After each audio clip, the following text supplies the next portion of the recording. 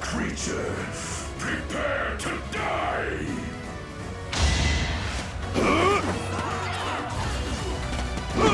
You probably have a lot of questions about how I got myself into this mess. Why is Raphael all alone on the map? Why is Raphael engaging in combat with low HP? Why is Link sending Raphael to his guaranteed death if he misses a single one of those hits or doesn't crit? Why are we looking at Raphael's crotch? Well, friends, in order to answer these questions, I have to tell you the story from the beginning. This is the legend of Raphael the Titan. It all started after finishing my first run in 3 houses, the church route. Having been left unsatisfied with the ending of the route that was forced upon me, I immediately braced myself for another journey, a journey down the path of the Golden Deer. But this time, I was going to play by my own rules. I was going to ascend beyond my own limitations and have myself a damn good time while doing it. No idea was too ridiculous, nor too obscure, because let's face it, there is no such thing. It was about setting my sights on a goal and accomplishing it. That, in itself, is true beauty. There is no wrong way to play, there is only having fun. But, before I begin my full explanation, I just want to let you guys know that it is very detailed, as a lot of planning goes into something like this. However, if you stick with me through this, I promise you that what comes after will be worth your while. As someone who frequents online discussions, I remembered a very popular conversation around the time when 3 Houses first released. It was about stat caps, and whether they were 50, 99, or even unlimited. So I decided to look into this, and, as it turns out, every unit has unique stat caps for each stat. On top of that, every class has a unique stat modifier as long as you are in said class. So this got me thinking, is it possible to attain the highest stat in a specific category in a regular, hard, classic playthrough without any grinding? A quick search on the good old YouTubes yielded me nothing, and so I immediately set my eyes on the highest number, Raphael's 114 max base HP. But wait, I have it as 124 in the title, you say? That's clickbait, you say? Nah. I assure you, I only operate with the utmost dignity. But I'll let the rest of this video do the talking for me. The name of the game is simple. Raphael starts with a relatively high 30 base HP. That means that we will need a total of 84 HP gains in order to reach his cap. In order to execute this, we must consider 3 very important points. Because these 3 will set the foundations for this run, we shall call these the 3 Titan Pillars. The Pillar of Gargantuan Growth. Once lauded as the poster child for Fire Emblem Pitfalls, growths are the first and largest pillar. In order to guarantee as much HP gain as possible, we are going to need to sacrifice our firstborn child to the RNG gods and pray that we gain an HP level every time. But there are other ways of minimizing the RNG. Raphael has a stellar 65% HP growth, the highest in the game in fact. Until level 5, Raphael stays in the commoner class. It is important that he masters this class, but I'll elaborate on that later. At level 5, Raphael will reclass into the fighter class, giving him 10 more HP growth to get up to 75% total, but this step doesn't have much impact on the run overall. At level 10, we come across our first fork in the road. Raphael can either go into the Brawler or Brigand class, both of which give a fantastic 30% growth boost in HP, putting Raphael at a near-perfect 95% total growth. I chose Brigand for the simple reason that its mastery skill was Deathblow, which makes life a little bit easier. Once we hit level 20, a similar dilemma arises between the Warrior and Grappler class. Both of these classes give a whopping 40% HP growth to finally take Raphael to our highly anticipated 105% HP growth. I chose Warrior, again, simply because I wanted its mastery skill, Wrath. Last but not least, at level 30 we have only one choice if we're maximizing HP, and that's War Master, and the growth stays at 105%. With that in mind, and you'll have to trust my math on this, averaging out his growths, these are the number of HP gains Raphael is expected to get between level 1 and 45. This adds up to a total of 42 HP level ups over the course of 44 total levels, which is pretty solid. With a bit of good RNG on our side, we might be able to guarantee 1 HP per level up, but it'll be as difficult as bowling a perfect game.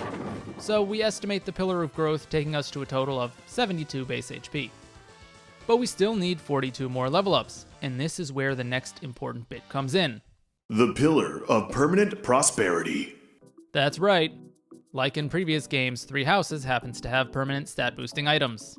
The Seraph Robe gives an amazing +5 to base HP. We can acquire 2 of them on this run, giving us a total of +10, but I also happen to have the DLC, which lets me get an additional item called the Sacred Floral Robe, which gives another +7 to base HP, bringing our total up to 17. With this, on top of what we estimate the Pillar of Gargantuan Growth to give us, our base HP totals to 89. This leaves us with a total of 25 more level ups to hit our goal, and at this point, max level grinding aside, it doesn't really look great. That is, until one day a seed of hope had been planted and grew to form our coveted 3rd pillar. The Pillar of Premeditated Plantation. Look, I was running out of creativity and this was the only thing I could think of that had alliteration. Sue me.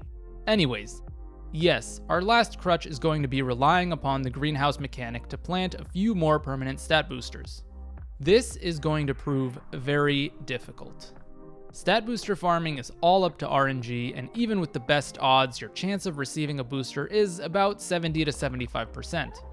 I'm not entirely sure how many weeks you can farm for, but it's safe to say it's probably somewhere in between 25 and 30, as you don't even get access to consistent stat booster farming until Chapter 5. I won't go through the specifics of farming as the calculation is highly complex, but I'll leave a link to the mechanic below if anyone wants to read it. That aside, I approximated the rate to 70%, calculated it off 30 weeks of farming, and, well, that's 21. Falling just a few stats short of our desired outcome. And this is all taking into account that our RNG all turns out to be average, and we all know how it is when it comes to RNG. If it can go wrong, it will go wrong. Regardless, I had gone through too much trouble at this point to quit, and so I figured I might as well give it a shot, even if I do end up failing. First things first, let's worry about the level ups.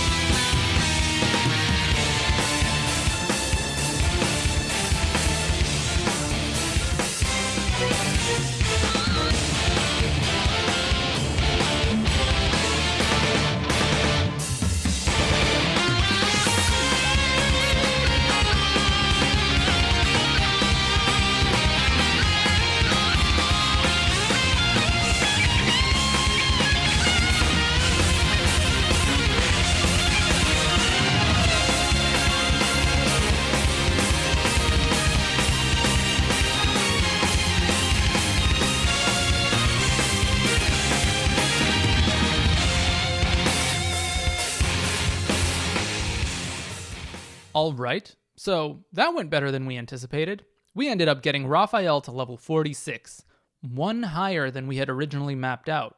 But his HP stat ended up getting to 76, which is 4 more than we had originally estimated.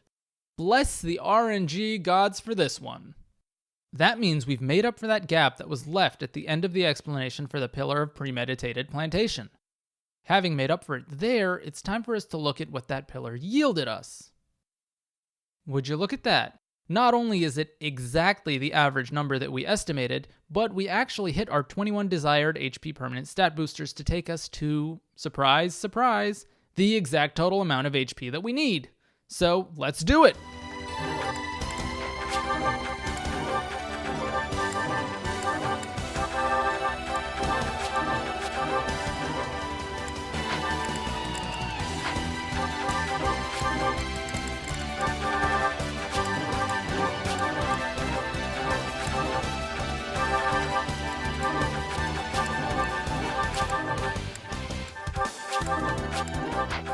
Oh man, that stat is so beautiful to look at, but we're not done yet. We gotta give him that HP plus 5 skill and get him to Great Knight.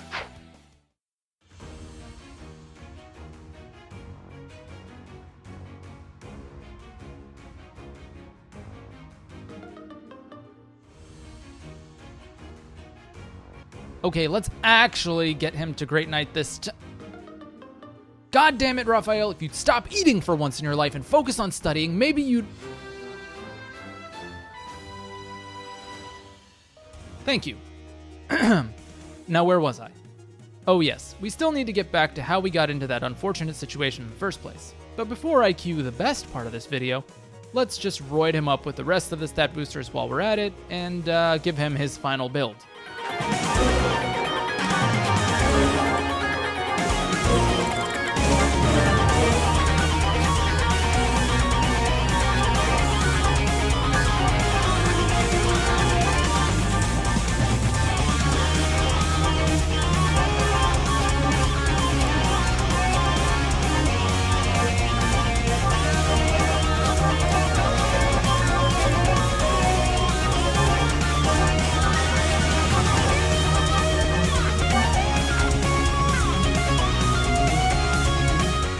As you've probably noticed, his final build is not in the Great Knight class, and while I could probably do the same build there, it's not as effective as it is in War Master, so since we've achieved our goal of max HP, now it's just time for some stupid fun. Take it away, Schwabbity!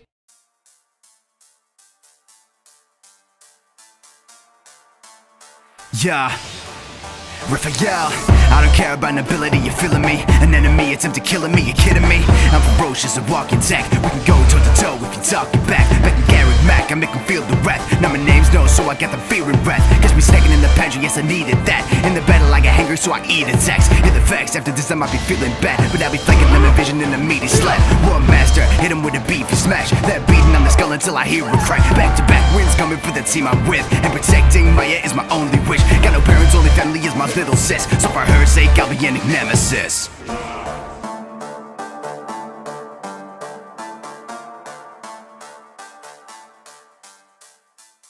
And that, my friends, is how we got into that situation.